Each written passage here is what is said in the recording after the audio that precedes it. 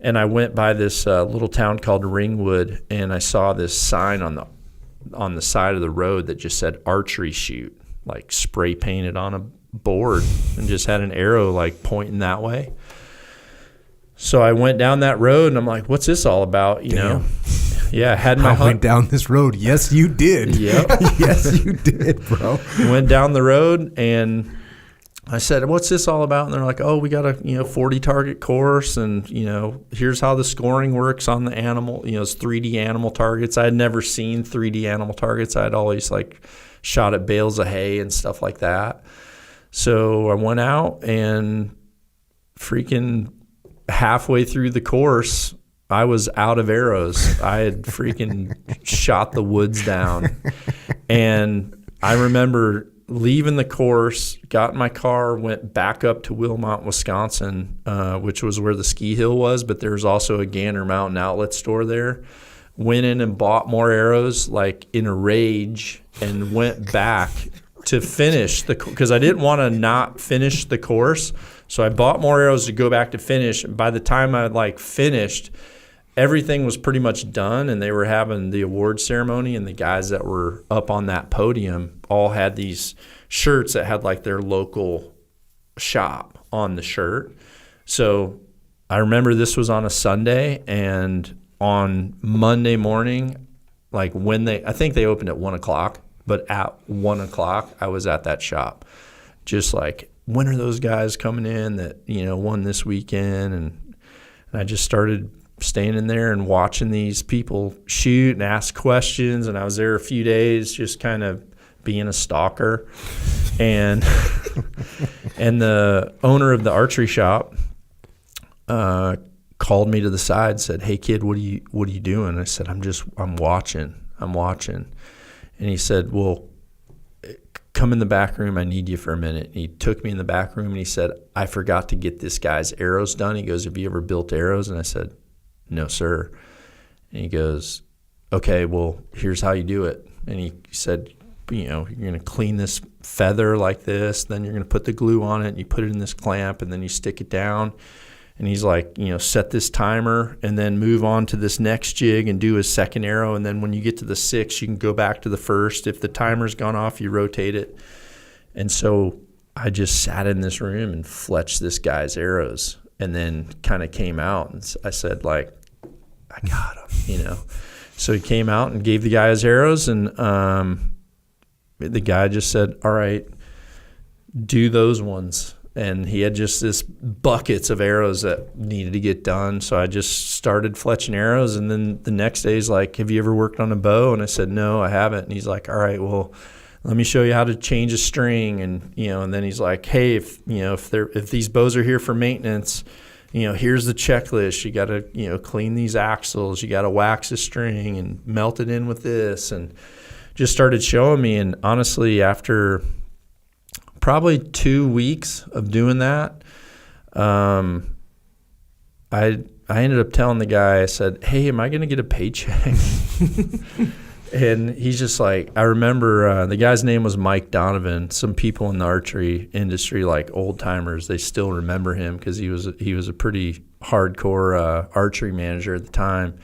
But he goes, "You can't put value on what I'm teaching you right now." And I remember, I'm like, "No, sir, you can't, but I can't put gas in my tank, with experience." So he's like, "I'll give you $4.10 an hour." And I'm just like, oh yeah, I was freaking pumped. And I remember going home to my dad, and I went to my dad's to North Carolina or whatever. Well, my dad at that time, I think he was still in Rockford, Illinois.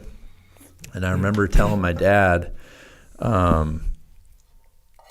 "Hey, I'm not going to go to college to play ball because I've got this archery thing going, and it's good." He's like, "You're like, Dad, $4.10 an hour." I did. Because I remember, again, he's always been super logical, and he's also like tried to not. He never really told me, like, at that point, he had never said like, "What's wrong with you?" or "That's a terrible decision." But in that instance, he's like, I really feel like you need to make your own decisions and you need to know like what to do. He said, but I have to say, I think this is a terrible decision. And I think for my 40th birthday, he wrote me this really long birthday card. And like in there, he said, he's like, you could have not done a better job of proving me wrong. Because he's like, he goes, I can't believe what you've done in like 22 years type thing, you know? Hey, when you went to that 3D shoot for the first time on the side of the road or whatever, what do you think what feeling did you have? What was it that just freaking was like, this is it? Yeah, like I listened to Ted Nugent on Rogan, and like he gives some crazy description of like launching an arrow. It's all poetic and everything. Yeah. Is that what you were just like? No, never had that. For me, it was, I couldn't, like, the fact that I knew it, that showed me how inferior I was with a bow and arrow, and I loved hunting. And it showed me that there was every person that was in that parking lot was a lot better than me, and that was a problem. And that 100% was, you know, I had to go to the shop, I had to learn, and then it's like, I'm not going to leave until I beat these guys. These guys that are winning, like, I need to beat them. And then once I did that, it was, you know, I remember I did really well, did well fast. And I remember going to a shoot that was about 45 minutes away to the north. And I remember going in there and my name was like written down on a piece of paper that was like at this registration desk. And these are rinky-dink like local shoots, you know. I don't know if like you have like local surf tournaments where it's not like, you know. So I just said, oh, what's up with that name you got right there? And they're like, oh, this guy is supposed to be a serious cheater, so when he comes, we're going to send someone out with him. And I go, oh, well, that's me. Who's coming? And wait, so they were thinking this because you had been doing well in these other tournaments? Yeah, because I kind of came from nowhere. So these people that was their thing, they're just like, where did this guy come from? Who even is he? You know, they'd never seen me even at a local club, you know, because I was just nothing. And then went, as I always do, you know, oh, I'm not good at this, then just like head first into the deep end. Like, were you shooting arrows at night, waking up in the morning, shooting arrows? We just full on obsession immediately. Yeah. Yeah. Like, you know, had to, like, sat around after tournaments and would like take down courses for places if they'd give me a target. So I'd have another target, you know, or, you know, I would freaking cut grass or clean the bottoms of people's boats or whatever so I could buy another target. And then, you know, I had to have an entire range to practice on. And then it just, you know, and then I wanted like a colored target bow. And then it's just like, it's me. It's just me. It's who I am all the time. It just, you know, I had to get good at it. But then there came a point where, and actually at that tournament was kind of a turning point because this is the cheater one? Yeah. So I went out, I ended up winning that tournament, and they had someone like writing score. And I said, I go, well, that was kind of nice just having someone else keep score. I'm like, hopefully you'd keep score for these other guys that have a problem, you know, because it's called like pencil pushing, you know. And they just said, well, if you don't want to deal with that, you could always go to nationals where there's 2 scorekeepers. And so I'm just like, where's that? So then I went to the National Triple Crown and slept in the back of my truck and, you know, shot at that and sucked at it horribly. But then the next year, you know, instead of going like 2, I went to all of them, drove to all of them, and just got better and got better. And then within like 5 years, I was at a level that was, you know, that I was happy with, but I was also still refining it, you know. Just that's what's cool about archery is I think the reason I'm still doing it is because I still find if I'm not centered, then it shows. So it's hard. Like you're never going to have a perfect game to where you could just back away and know that, like, okay, that was a Cinderella story. I'm done. Because you can go have a perfect round, but then an hour later have something. You got to shoot another one. Yeah. Yep.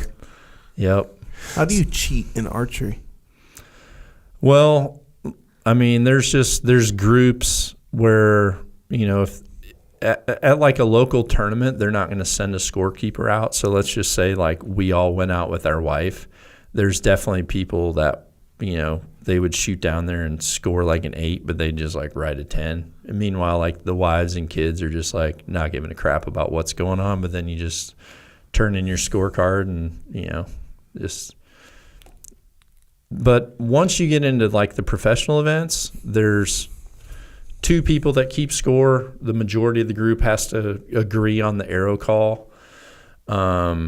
And then if there's ever a divide, then you call an official scorekeeper to come and call it, which is kind of a big reason why I liked progressing, because once I was shooting like internationally, they had like, you couldn't even have an arrow judge that was from your country. So if it's like if an American needed an arrow call, someone would come over, like an official judge from another country would come over, because obviously now there's teams competing against teams. So, these judges had schooling on how to call an arrow and, stuff like that. So how does that go? Like, I enter the tournament and then what? I just shoot at my own pace kind of thing and keep my own score? I think what might be confusing you, Echo, is like the first tournaments that he's talking about are just like kind of like local. It'd be like just you going unofficial. to Balboa. It's like going to like a little jiu-jitsu tournament somewhere and there's not like judges.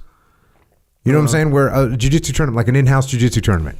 Like when you have, like at Victor, you have an in-house jiu-jitsu tournament. There's no like escalating the call that the point keep. It's like, hey man, you lost, whatever, you did good. Yeah. Someone could be like, oh yeah, no, you're not getting points on that sweep. So these are just like local little tournaments where you go out and you score and you're like, my 8's pretty close to a 10. I'm going to give it to myself. So there's no one watching or anything? Because it's just, like you just because you're like on a path through this course to where it's not like golf, like professional golf. There'd be like a crowd following like those leaders through that course, which in professional archery, like that happens.